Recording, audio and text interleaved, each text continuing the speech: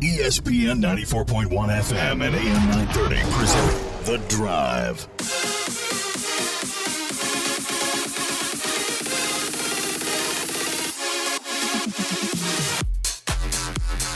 It is Wednesday, June 2nd. Your drive begins now on ESPN 94.1 and AM 930.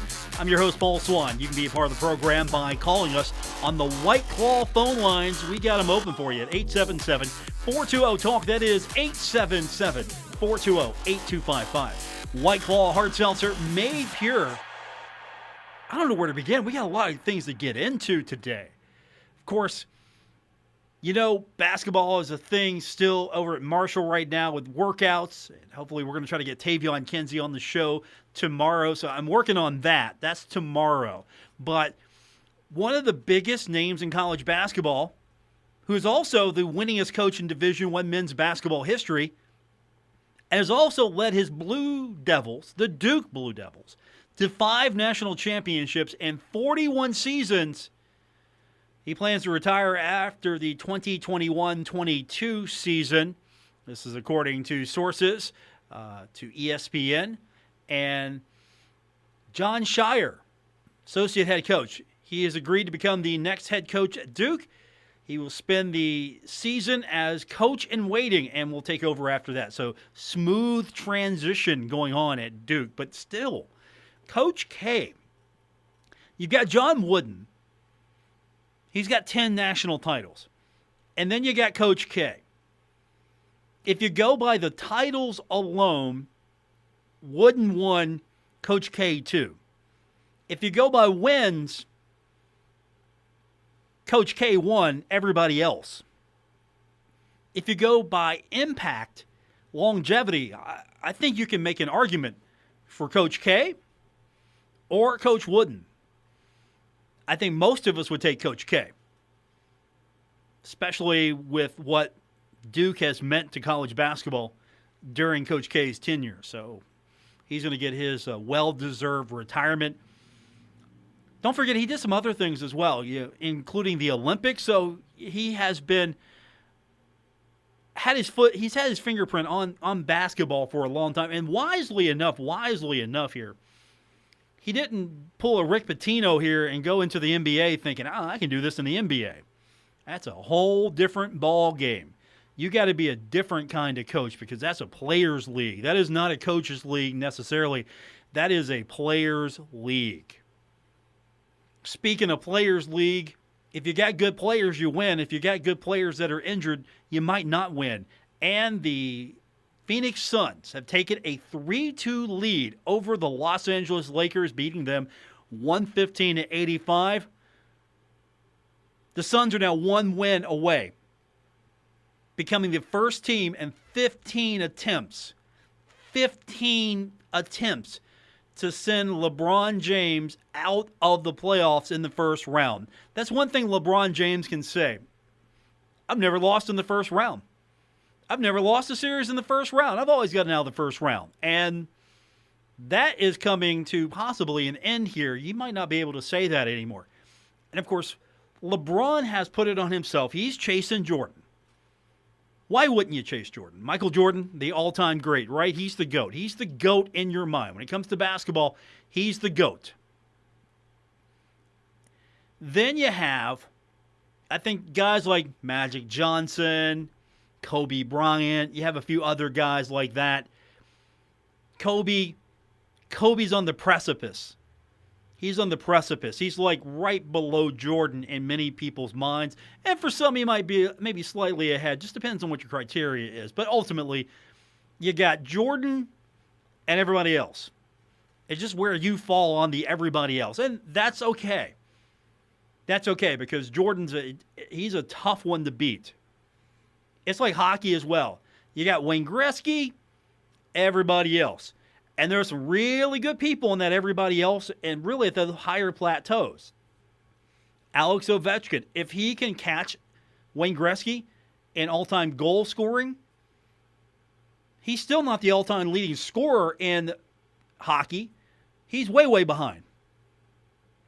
Gretzky, if you catch him in goals, you still have like a couple of thousand points to try to catch him in assists. Total points, he's got more than everybody. And that's not, though, in hockey, that might be a metric there. In basketball, that's not a metric. You can have the most points. Yeah, you can score the most points. But in basketball, championships seem to be the metric. Or at least that seems to be the standard we look like. Okay, sure, he scored a lot. Because honestly, Dan Marino is one of the all-time greats, but Dan Marino, he has a lot of numbers and a lot of metrics, but you know what? He doesn't have any Super Bowl championships. And so we, for some reason, in certain sports, use the championship as the metric. And LeBron James, probably, for whatever reason, he's endeared himself to some people, and there are a lot of people who maybe not so much a fan of his.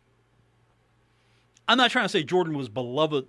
He was universally loved, but, I mean, come on. You wanted to be like Mike, right? That was a great campaign. Everybody wanted to be like Mike.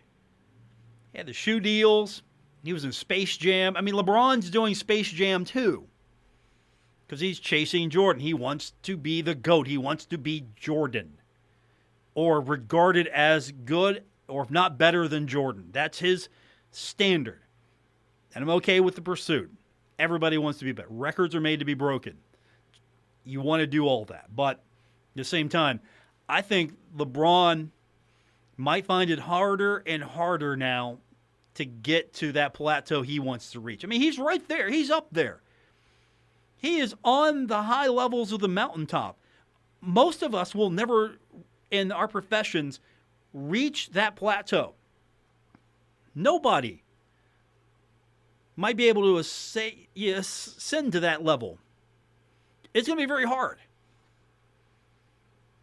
He's trying to get to the very peak. And we might see this as the beginning of the end of that ascent. Might be leveling off even further because, again, the Lakers were a favorite to win it all again, right? Well, Phoenix Suns are looking like the second best winning team in the NBA right now, taking care of business, 115-85. And, of course, the Lakers aren't playing with the full set of cards. They don't have everybody. Anthony Davis, LeBron, he's trying to carry it. LeBron can't carry a team like he did in Cleveland. When he was younger, Cleveland was good because LeBron James was carrying that team before the decision. Before he left and went and started forming the super team in Miami. Cleveland was good because LeBron was at that point, he could just carry that team. He could take that team single-handedly, couldn't get over the hill at that point, but he could take that team I mean, look at Jordan. Jordan even had a cast of characters. Jordan was able to find players to play with. I mean, you look at Kobe. Kobe was able to find players to play with. Shaq and Kobe. If Shaq and Kobe would have stayed together, they could have worked it out. They could have won more championships. The Lakers could have won more championships. We might be talking about Kobe on top of this GOAT list. Because the Lakers had a team. They had Shaq and they had Kobe. But LeBron here with a 115-85 loss, they got to come out. Now, if the Lakers can come back here the next two, I'll be impressed. I'll be super impressed on that. We've got so much more to talk to you about. Paul Swann, your host for your daily drive here on ESPN 94.1 and AM 930. We'll talk a little college football with you, Bengals as well. Also, a lot of action coming up tonight in the NBA and the NHL. We're going to get into all of that. You can find me on Twitter. I look forward to your responses and your comments at Paul Swann on Twitter. Looking forward to talking to you as we continue with today's edition here on ESPN 94.1 and AM 930. Buckle up. Paul Swann has the wheel on The Drive. ESPN 94.1 FM and AM 930. The phone lines this hour brought to you by White Claw, 877-420-TALK. That is 877-420-8255. White Claw Hard Seltzer. It is made pure. Cincinnati Bengals announcing today that the remaining two draft picks have been signed, including 5th overall selection Jamar Chase. Of course, Jamar Chase, a key component of what the Bengals are trying to build. just a wide receiver. He won the national championship at LSU with quarterback Joe Burrow. So Burrow to Chase, you're hoping that is the combination for years to come. Bengals also signed defensive end Joseph Osai. He was a third-round selection. So all 10 of their picks are now signed. So the Bengals are taking care of business. That's the one thing I can say. It's good to see that the Bengals are taking care of business now. I just hope that this is the right thing to do. I was still thinking you got to get some protection for Burrow. You have to have some protection for Burrow. But as I have been told, this is a once-in-a-lifetime pick you have to make. You have to pick up Jamar Chase. So he opts out of the 2020 college season. He is going to be someone who can make plays. He's going to be able to be dynamic. He's going to be able to open up an offense that is trying to open up. He also won the Biletnikoff Award. So he's pretty good. He's definitely a good player. And then, of course, you look on the defensive side, Osai played 3 seasons at Texas. He's expected to be someone on the defensive line that is going to really strengthen that group. 4-11-1. Bengals were 4-11-1 last season. You need all the help you can get. So good news there today from Cincinnati. All right, something a little bit closer to my heart, near and dear, and I've already been told by one voter that they have voted. The National Football Foundation and the College Hall of Fame announcing today the names on the 2022 ballot for induction into the College Football Hall of Fame. 78 players and 7 coaches from the Football Bowl subdivision and 99 players and 33 coaches from the divisional ranks. The one player we care about as Marshall fans, the only player we care about on this list, Chris Parker. Here's the description for Chris on the announcement today. Chris Parker, Marshall running back, 1995, first-team All-American pick, member of 1992 National Championship team, leading Marshall back to national title game in 93 and 95, national runner-up. Recorded 31 games with at least 100 yards rushing en route to finishing career with 5,924 rushing yards and 68 touchdowns. You remember what Sonny Randall would say? Give the ball to Parker and watch him go, right? You remember that? If you don't, you're too young. You're just too young. You don't know what I'm talking about. If you don't remember it, you're too young. Sonny Randall, that was brilliant analysis. That was the smart thing to do. Give the ball to Parker and just watch him go. Chris Parker was definitely one of those players on that team, 92 especially. And, of course, you forget some of this because, of course, the 96 team seems to get more press. I don't know. They've got better PR. They got better media management. I don't know. I don't know what it is about the 96 team. Those guys seem to get the love a little bit more than the 92 guys. The 92 guys brought you your first Division I AA championship. It's football championship subdivision now. But it's back in the day, 1 AA. It was Division I, but it was Division I AA. It was a step down. You're still Division I school. You're just in a step down division. And that's fine. It doesn't lessen anything. Because I know we talked about the bowl games and the team in 1999. And you talk about all these guys. But built on all of that is the work of a Chris Parker. So he definitely should get consideration. And I've been told by one voter who has a vote, thus he is a voter, that he's already voted for Chris Parker. So very good there today. But still, Chris Parker should be in the into the College Football Hall of Fame. I mean, that's a guy right there.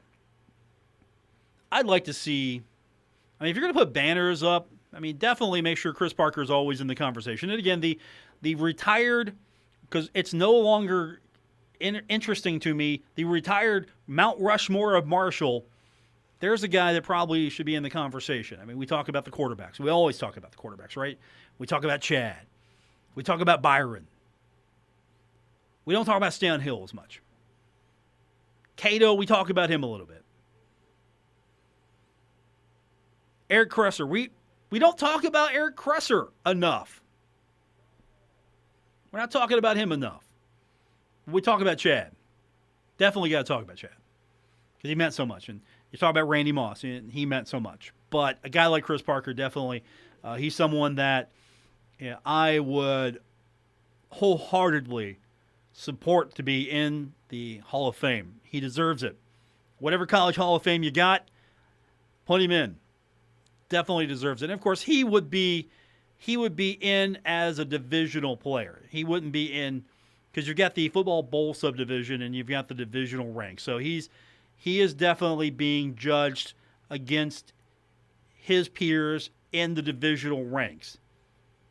But it's a Hall of Fame career. I don't care how you look at it, whatever your metric is. It's a Hall of Fame career. I'd like to see a few more players. I'm hoping that a few more players can find their way onto the list here. I don't know how you get these things going through, what that is going to take to bring more attention, but you can't deny a career like this. Especially national championship. You're in 3 national championship games. You win 1. You have almost 6,000 rushing yards. You have 68 touchdowns. I'm going to have to pull up the list and just compare him to some of the other people that are on the list to see where he ranks compared to them. But in the divisional ranks, I think you definitely put him in. If you're a voter, you have to. You have to look at that and go, okay, I mean, here's a guy. And then, of course, the thing is, the importance of the title game,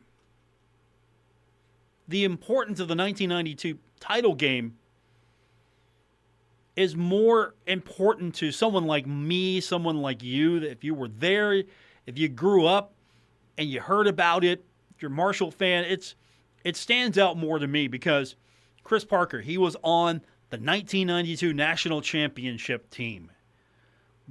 Well, what is that about? Okay, they had a great team that year. Well, that's the first team to win after getting so close. That's the first team to win at Marshall a football national championship and the divisional ranks before Marshall was able to eventually elevate itself to the next level. Full-blown Division I, no double A next to it, which is now football bowl subdivision. So you got to put him in. Definitely put him in the Hall of Fame. 877-420-TALK, 877-420-8255. Paul Swann, your host here. It's The Drive, ESPN 94.1 and AM 930.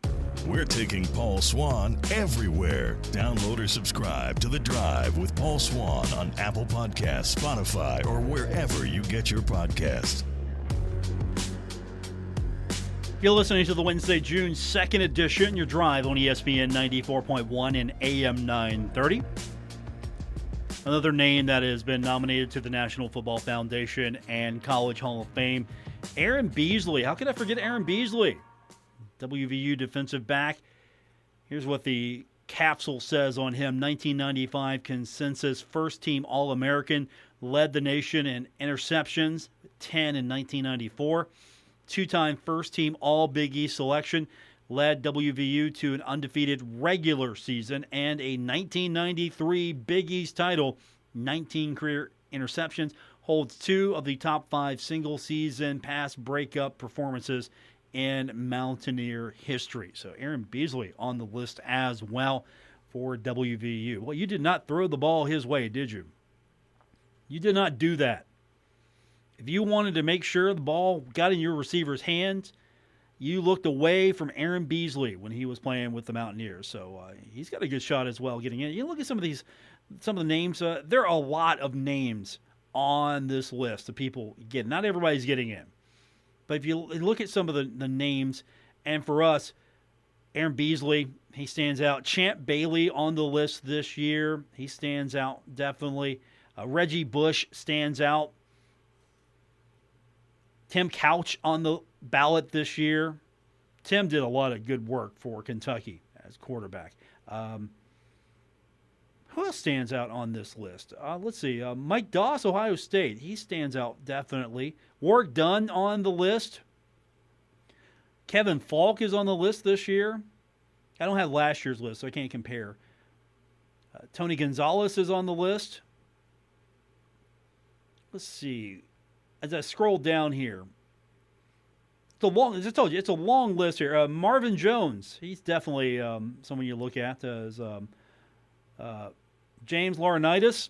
Oh, yeah, James Laurinaitis on this list. Ohio State linebacker, 3-time first-team All-American, consensus in 2006, 8, and unanimous in 2007.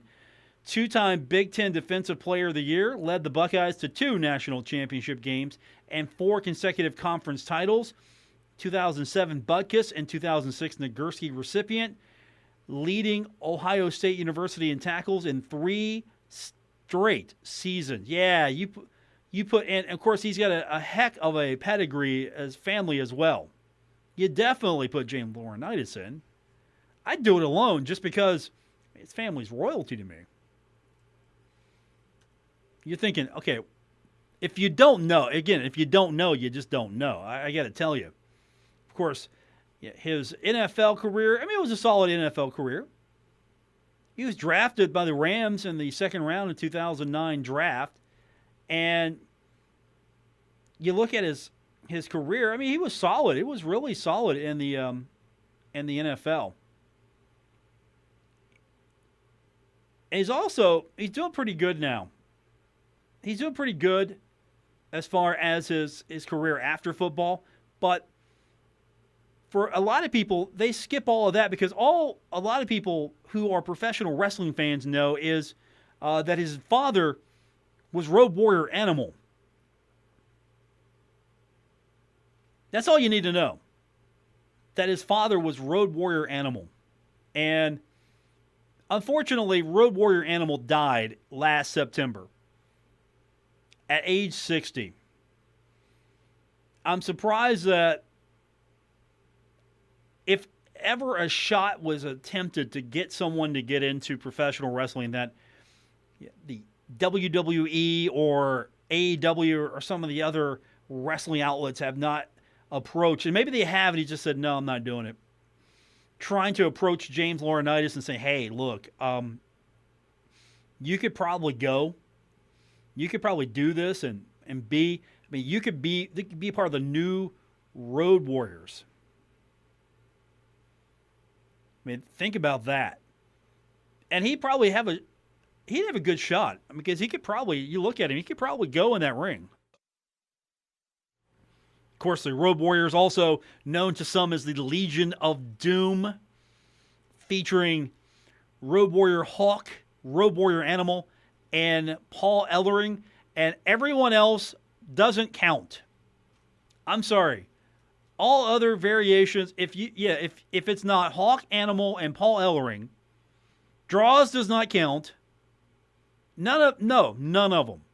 Sonny maybe as a valet, a manager. Sonny was a manager. Let me correct myself there. So Sonny counts because it was like LOD 2000. She counts, and then of course, let's put it this way: wrestling hasn't been the same since.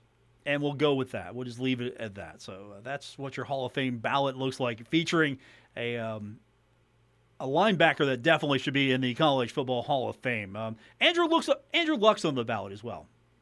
Marshawn Lynch, and again, this is the Football Bowl subdivision ballot.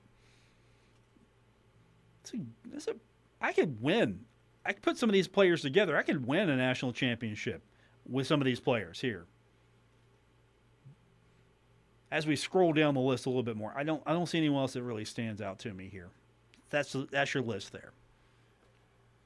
What's happening tonight? We got a lot of things happening tonight as far as the NBA is concerned. National Hockey League. I'll start with the NBA. We'll just start there. Eastern Quarter finals tonight in the Eastern Conference. Game 5, Washington Wizards at the Philadelphia 76ers. Philadelphia leads this series 3-1, so I'm not interested. I'm skipping that one. Game 5, Madison Square Garden tonight. The Atlanta Hawks against the New York Knicks. Atlanta leads the series 3-1. Yeah, okay, it was fun while it lasted. It really was. I still believe this. I wholeheartedly believe this. If the Knicks are good, it's good for the NBA. If the Knicks are not good, it's not necessarily detrimental to the NBA, but I think as a whole, if New York is good in the NBA, it's better for the league.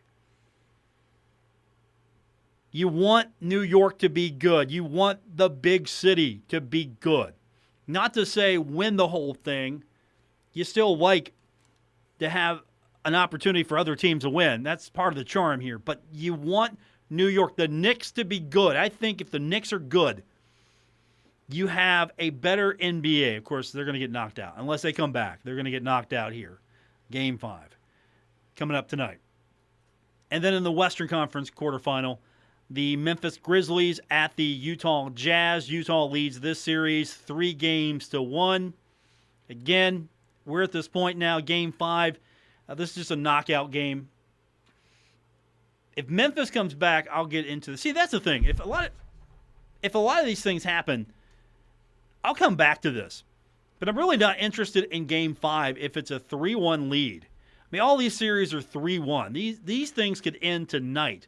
There could be some knockouts here. So, okay, we could see Washington, Atlanta, and Memphis. Well, Washington could get knocked out. Atlanta, I don't think the Knicks are going to knock them out. So let's just say the Knicks get knocked out. I think the Washington Wizards get knocked out. And I think the Grizzlies are gone. This all might happen here tonight. And then you've got the Mavericks and the Clippers. Series tied at 2 games apiece. Now, there we go. Count me interested. Because it's a Game 5. Game 6 is a little bit more interesting because, okay, if it's Game 6, if it's got to Game 6, then there's some competitiveness going on here. Of course, I'm always a big fan of Game 7. But if there's a Game 6, and of all the series here right now, this one's interesting because, again, LA might be out a basketball team in the Lakers here real soon. LA might be out too.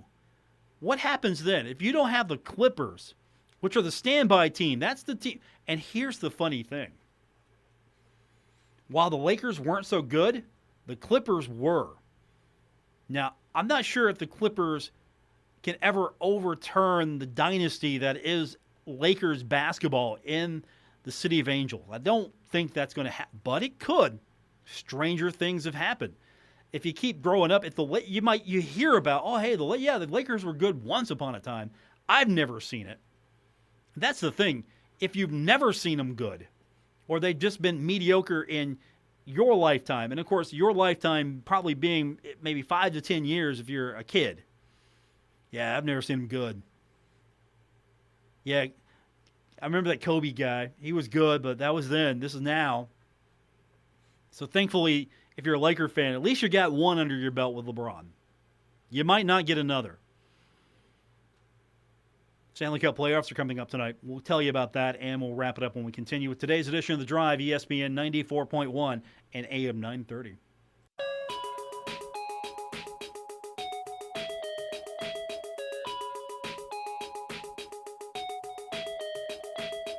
This is The Drive with Paul Swann on ESPN 94.1 FM and AM 930.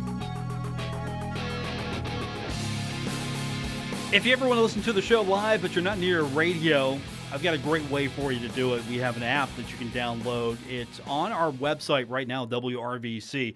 We've got the link to the iOS store and Google Play Store for your Android or your iOS device. All you have to do is click that link, and it will take you to the store. You can download it directly. So easy for you to find. You don't have to go searching for it, because sometimes you get multiple results. You might not know which app to get because, let's be honest, there are a lot of ESPN radios across the country.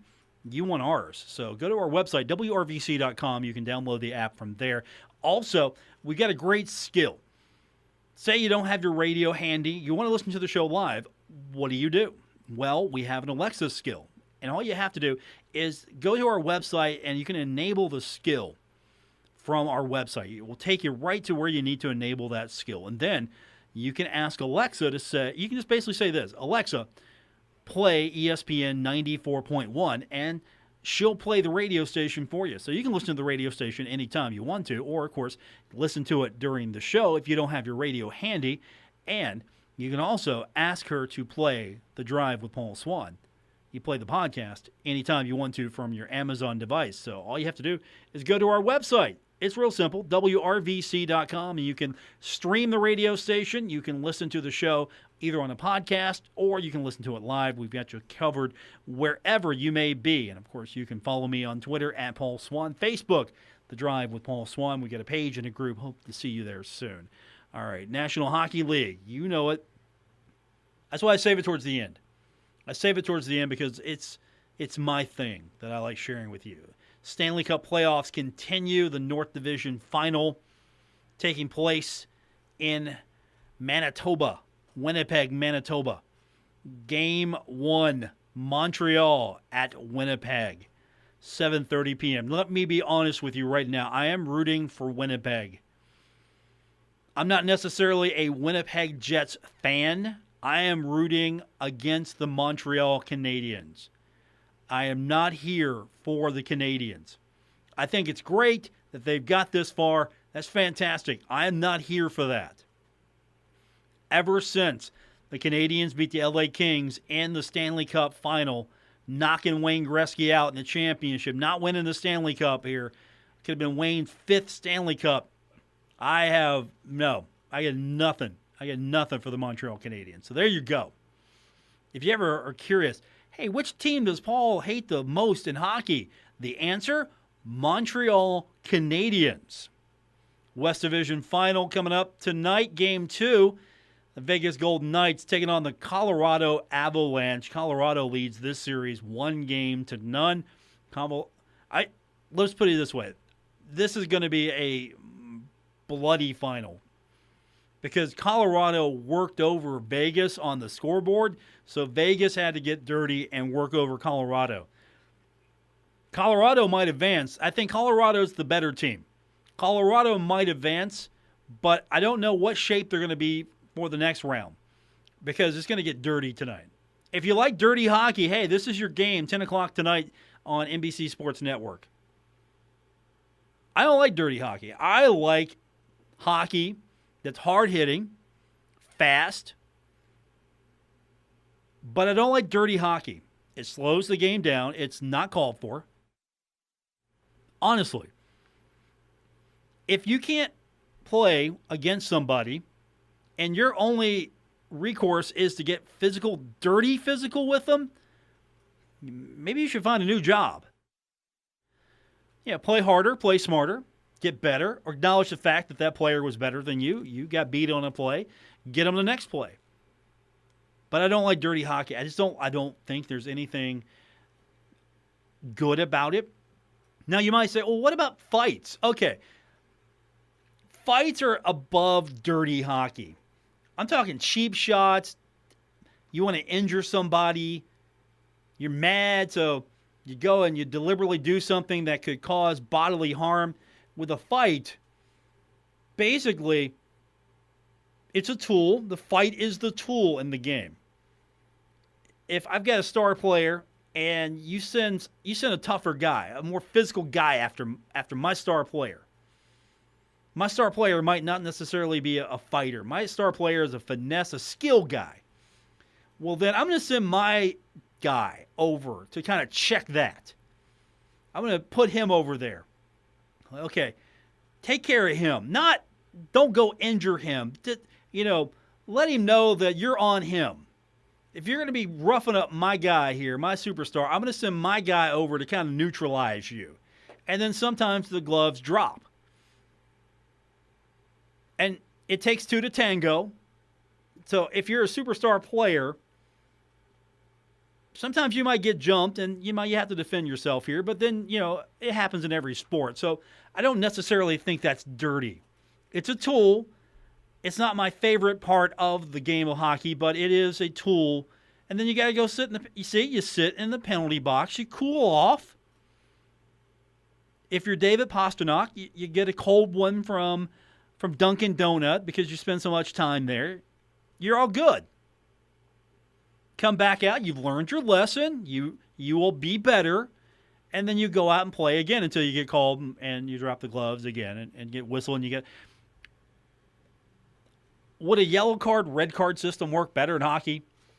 With the card system, could we implement the card system? Forget the fouls. No, we don't want... Yeah, you got fouls, but then you got the card. Because you don't want to get a red card.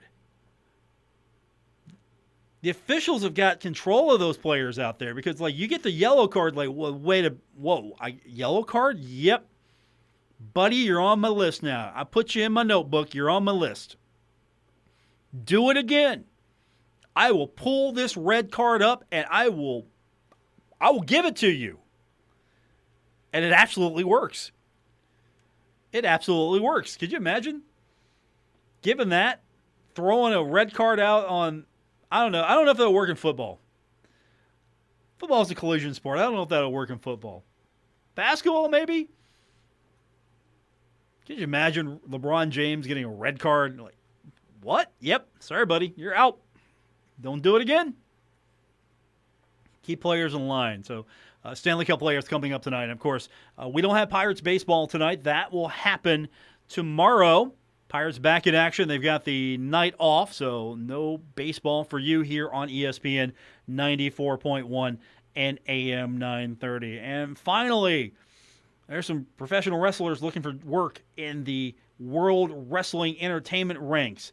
Braun Strowman, among the names that were released, he's probably the most prominent name. I mean, didn't he just compete for a championship? He fought Goldberg, right? I don't get it. Then again, this is sports entertainment. This is a business. This is not real. Okay, let me ease you into this. Professional wrestling's not real. These are paid they're athletes, but they're paid performers. Paid performers. So, of course, some of your favorites are getting cut from the World Wrestling Federation ranks. World Wrestling Entertainment. This goes to show you how long I've been watching this. The World Wrestling Entertainment ranks. And then, of course, because I'm really not a horse racing guy, it doesn't interest me as much. But Bob Baffert suspended 2 years after Medina Spirit's second failed drug test. So suspended 2 years from Churchill Downs.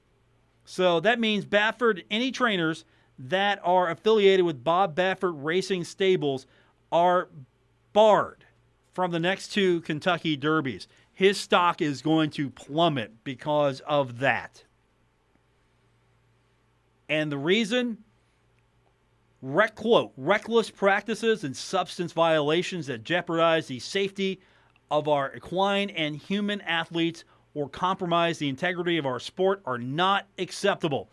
And as a company, we must take measures to demonstrate that they will not be tolerated.